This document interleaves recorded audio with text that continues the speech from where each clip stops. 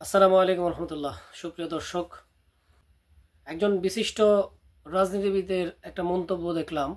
সেখানে উনি বলছেন যে বাংলাদেশের মানুষ সংস্কার বোঝে না, বাংলাদেশের মানুষ বোঝে মোটা চাল আর মোটা কাপড়। সুতরাং যত দ্রুত পারে নির্বাচন দেন, নির্বাচনে ওনারা ক্ষমতায় যে বাংলাদেশের মানুষকে ওনারা চাল খাওয়াবেন, ডাল খাওয়াবেন, মোটা কাপড় দিবেন, ব্যবস্থা করবেন, মোটা কাপড়ের ব্যবস্থা করবেন। অবাক হই, মানে অবাক হওয়া ছাড়া আর কোনো পথ নাই। এই বিংশ শতাব্দীতে এসে ওনাদের চিন্তা চেতনা এখনো কোনো জায়গায় বসে আছে। ওনার এই মন্তব্য একজন নাগরিক হিসেবে আমি মনে করি খুব অপমানজনক।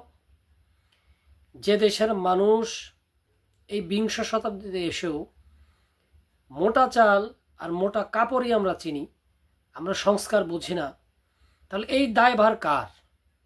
এই দায়ভার তো তাহলে আপনাদের মতো রাজনীতিবিদদের, যারা স্বাধীনতার 50 বছর পরে এসেও বলেন যে আমরা সংস্কার বুঝি না।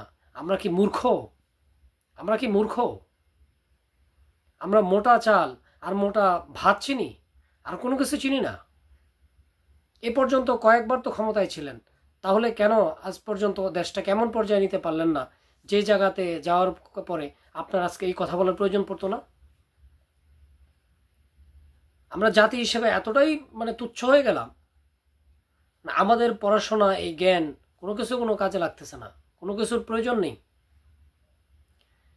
বিগত সরকার আমলে একজন সুশীল প্রশ্ন করেছিল একজন এমপি মন্ত্রীকে, যিনি তখন প্রবাসী কল্যাণ মন্ত্রণালয় ছিল, এবং উনি খুব গর্বের সহিত বলছিলেন যে বর্তমান সরকারের আমলে বিভিন্ন দেশে বাংলাদেশের অনেক নাগরিকরা কর্মসংস্থানের সুযোগ করেছেন, এবং বিভিন্ন দেশে সুইপার এবং ক্লিনার এবং গৃহপরিচারিকা হিসেবে বাংলাদেশ প্রচুর পরিমাণে লোক নিয়োগ দিতে পেরেছে।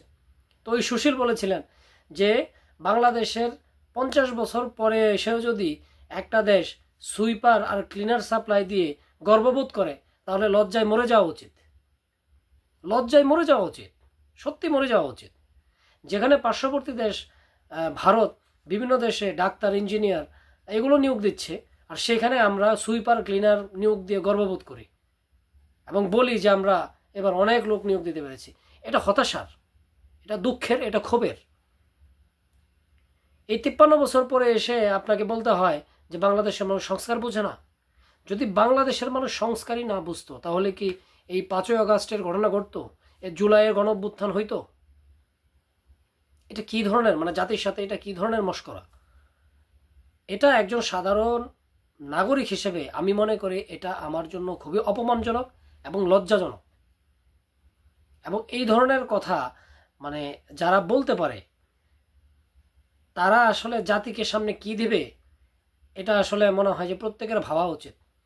তাদের হাতে দেশ গেলে বা তারা যদি ক্ষমতায় চলে আসে, তাহলে তারা আসলে জাতিকে মোটা কাপড় আর মোটা ভাত ছাড়া জাতিকে কিছু দিতে পারবে না।